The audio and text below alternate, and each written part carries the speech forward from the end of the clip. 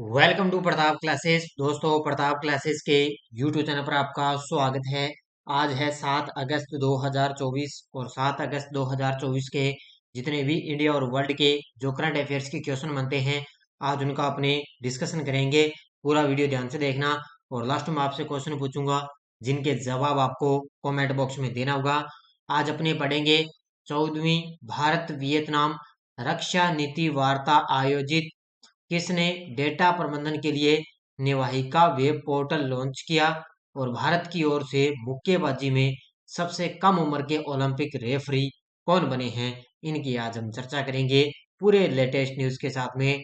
Daily आपको 7:30 पर मेरी करंट अफेयर्स की लाइव क्लास आपको मिलती है, तो सारे विद्यार्थी एक बार सेशन को लाइक शेयर करेंगे और जो साथी हमारे इस चैनल पर नहीं है तो जरूर आप उनको सब्सक्राइब करें और इसके पास रहे बेल आइकन का घंटा दबाएं ताकि हम जैसे वीडियो अपलोड करें उसका नोटिफिकेशन आप तक है पहुंच जाएगा। तो सभी साथियों को गुड मॉर्निंग।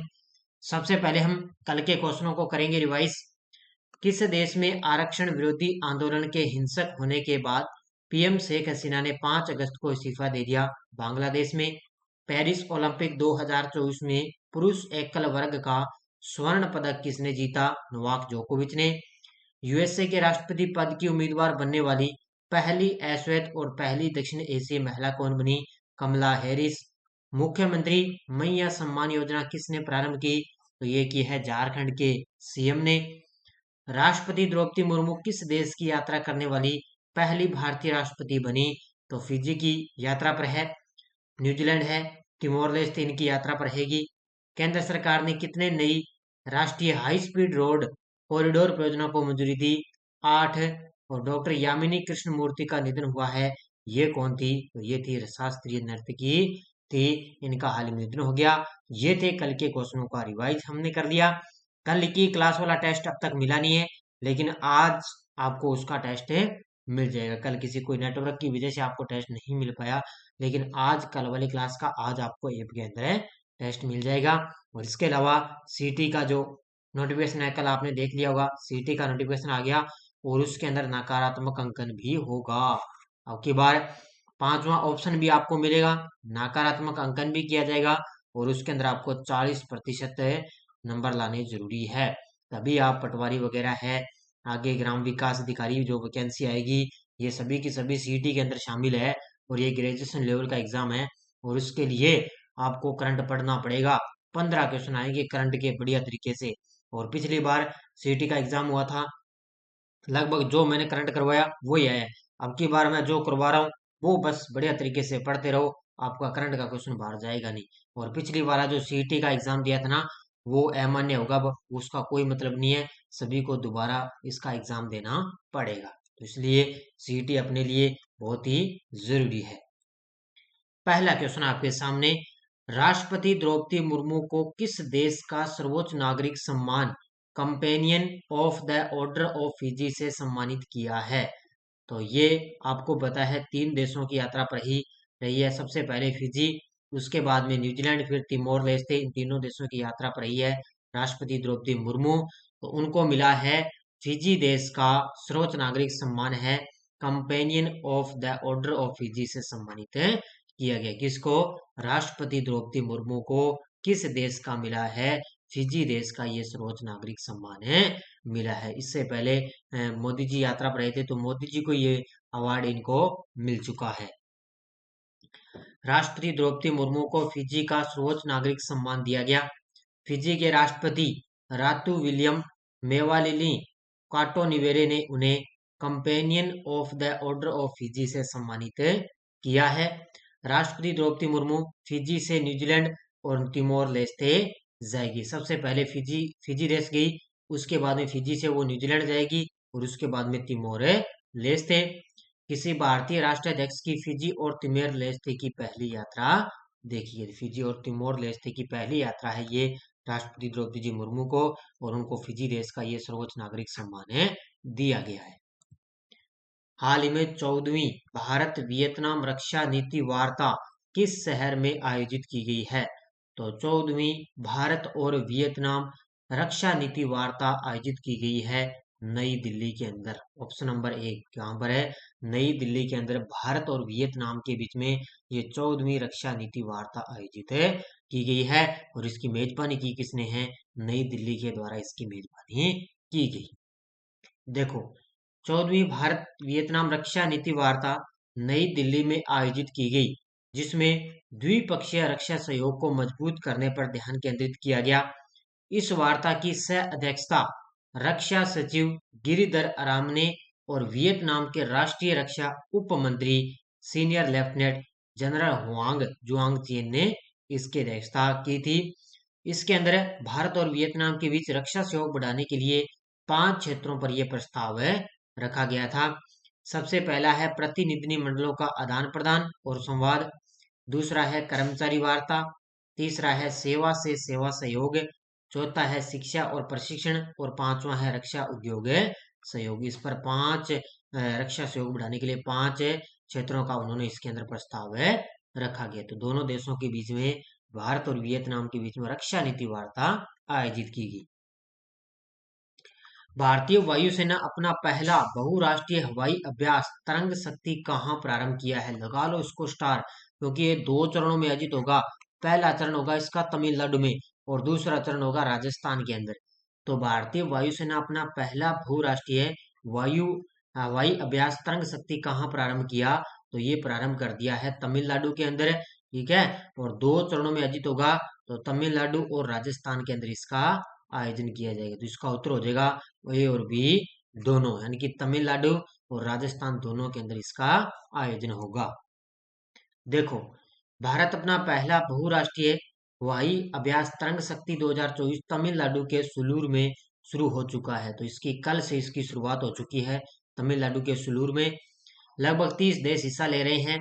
10 देश अपने लड़ाकू विमानों के साथ शामिल होंगे और यह अभ्यास 2 चरणों में आयोजित किया जाएगा। 10 देश है ना, वो अपने लड़ाकू विमानों के साथ शामिल होंगे। इसका उद्देश्य भारत की रक्षा क्षमता का प्रदर्शन करना और भाग लेने वाली सेनाओं को एक दूसरे के साथ काम करने का मंच प्रदान करना, इसका उद्देश्य रहेगा। 14 अगस्त तक तमिलनाडु के सुलूर में आयोजित किया जाएगा। अब देखो, 14 अगस्त तक चलेगा पहला चरण तमिलनाडु में, और दूसरा चरण है वो 29 अगस्त से स्टार्ट होगा और 14 सितंबर तक राजस्थान के जोधपुर में चलेगा। ये पॉइंट आपको याद रखना है। दूसरा चरण चलेगा 29 अगस्त से लेकर 14 सितंबर तक राजस्थान के जोधपुर में इसका दूसरा चरण चलेगा। तो कौन सा? ये तरंग शक्ति 2024। हाल ही में किसने डेटा प्रबंधन के लिए निवाइका वेब पोर्टल लॉन्च किया है? हाल ही में किसने डेटा प्रबंधन के लिए निवाहिका वेब पोर्टल लॉन्च किया? तो वो किया है ऑप्शन नंबर डी, NITC ने। किसने? ऑप्शन नंबर डी, NITC ने डेटा प्रबंधन के लिए निवाहिका वेब पोर्टल लॉन्च किया। इसका उत्तर हो जाएगा ऑप्शन नंबर डी। देखो, मुख्य तथ्य, राष्ट्रीय प्रौद्योगिकी संस्थान कालीकट, इसको बोलते हैं NITC, यानी कि राष्ट्रीय प्रौद्योगिकी संस्थान कालीकट है, ने अपने अत्याधुनिक वेब पोर्टल निवाहिका के शुभारंभ के साथ डेटा प्रबंधन में एक महत्वपूर्ण छलांग लगाई है। तो निवाहिका के शुभारंभ के साथ डेटा प्रबंधन में महत्वपूर्ण छलांग लगाई। सीनेट हॉल में आयोजित एक समारोह में NITC के निदेशक प्रोफेसर हैं प्रसाद कृष्ण द्वारा उद्घाटन किए गए इस पोर्टल से संस्थान में डेटा को संभालने और रिपोर्ट करने के तरीके में बदलाव आएगा। अब ये निवाहिका जो वेब पोर्टल क्या करेगी? ये जो मंत्रालय ना, वो अक्सर हमारी गतिविधियों पर विस्तृत रिपोर्ट और अपडेट मांगता है। तो मंत्रालय द्वारा जितनी भी गतिविधियां उस पर रिपोर्ट बट अपडेट ये मांगता रहेगा। तो इससे क्या है? सहायता मिलेगी, डेटा की कोई भी दिक्कत नहीं आएगी। हाल ही में पेरिस ओलंपिक 2024 के समापन समारोह में भारत का ध्वजवाहक किसे चुना गया? तो आपको सभी को पता है किसको चुना गया? मनु भाकर को, जिन्होंने भारत को सबसे पहला मेडल दिलाया था, मनु भाकर ने।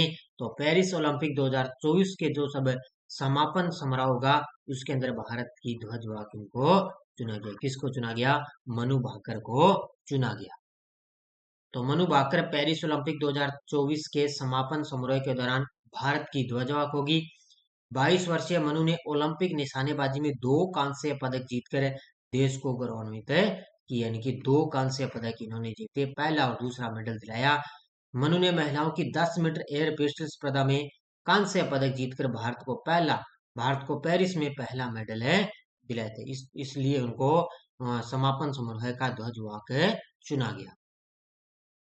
पेरिस ओलंपिक 2024 में भारत की ओर से मुक्केबाजी में सबसे कम उम्र के ओलंपिक रेफरी कौन बने हैं?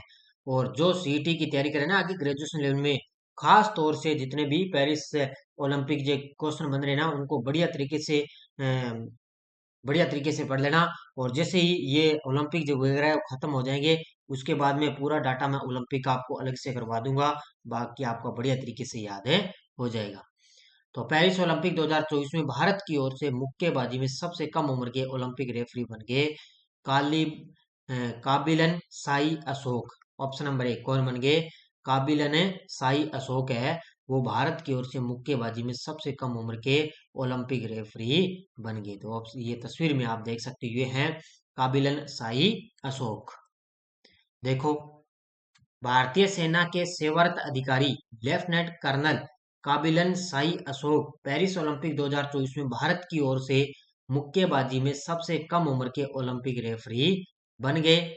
सेना के सेवा खेल नियंत्रण बोर्ड में संयुक्त सचिव लेफ्टिनेंट कर्नल अशोक की ओलंपिक रेफरी के रूप में भागीदारी नैतिक आचार विचार, निष्पक्ष खेल और खेल भावना में उत्कृष्टता के प्रति उनकी अटूट प्रतिबद्धता को दर्शाती है। तो याद रखना, इतना ही पहला पॉइंट आपको याद है रखना है। हाल में किसने भारत के आर्थिक भविष्य के लिए एक दृष्टिकोण में India at the grade show launch किया है? हाल में किसने भारत के आर्थिक भविष्य के लिए एक दृष्टिकोण में India at the grade show launch किया? और ये लॉन्च किया है पीयूष गोयल ने। किसने? पीयूष गोयल के द्वारा लॉन्च किया गया। और ये लॉन्च तो इसको पीयूष गोयल ने किया। ये एक प्रकार पुस्तक है ये, India at the grade show. और इस पुस्तक को किसने लिखा था? बाल सुब्रमण्यम ने। किसने? बाल सुब्रमण्यम द्वारा लिखित है और इसको लॉन्च किया है पीयूष गोयल ने। तो केंद्रीय वाणिज्य और उद्योग मंत्री हैं पीयूष गोयल ने एक महत्वपूर्ण प्रकाशन का अनावरण किया। 2047 तक भारत की आर्थिक प्रगति का खाका पेश तैयार किया गया। केंद्रीय मंत्री एसोचैम द्वारा पूर्व मुख्य आर्थिक सलाहकार हैं केवी सुब्रमण्यम द्वारा लिखित ये पुस्तक है Bharat at the grade show envisioning tomorrow's economic powerhouse. इसकी फुल फॉर्म है, इसको बोलते हैं कल की आर्थिक महाशक्ति की कल्पना के विमोचन है। यानी कि कल की आर्थिक महाशक्ति की कल्पना, ये इनकी पुस्तक है। इस पुस्तक में सुब्रमण्यम ने भविष्यवाणी की कि यदि देश 8% वार्षिक विकास दर बनाए रखता है तो भारत 2047 तक $55 ट्रिलियन की अर्थव्यवस्था बन सकता है। ये उन्होंने इसके अंदर भविष्यवाणी कर दी। हाल में राष्ट्रीय हथकरघा दिवस कब बनाया जाएगा? तो आज है 7 अगस्त और 7 अगस्त को अपने बनाते हैं राष्ट्रीय हथकरघा दिवस मनाया जाता है। कब बनाया गया? आज 7 अगस्त को ये बनाया जाएगा। तो भारत में हर साल 7 अगस्त को राष्ट्रीय हथकरघा दिवस मनाया जाता है। अब की बार 2024 की इसकी थीम रहेगी सस्टेनेबल हैंडलूम, यानी कि हरित और समृद्ध भविष्य की ओर। क्या है?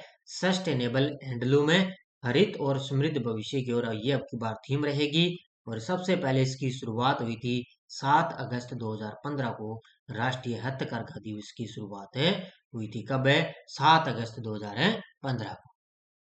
अब आपको एक पॉइंट याद रखना है, इंग्लैंड के पूर्व बल्लेबाज ग्राहम थोर्प का निधन हो चुका है।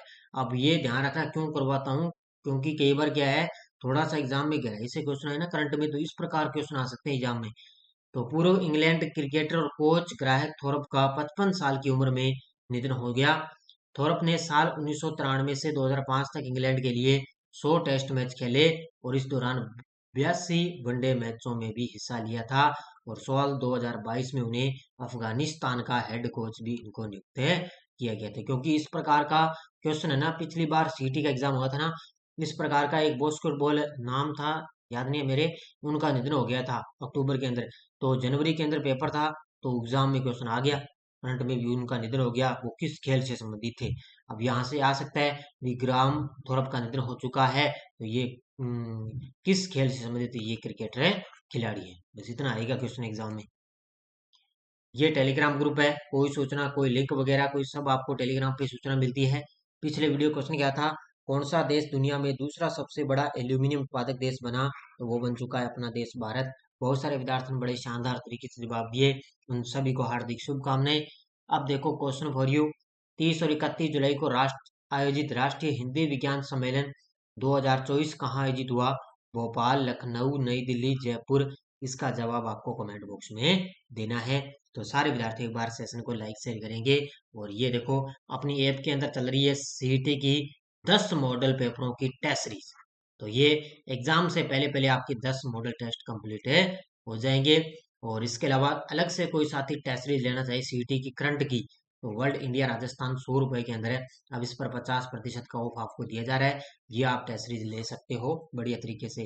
तो 10 मॉडल पेपर भी आपको अलग से मिल रहे हैं, और अलग से टेस्ट सीरीज लेना चाहिए तो अलग से टेस्ट सीरीज भी लॉन्च कर रखी है, तो ये आप ले सकते हो।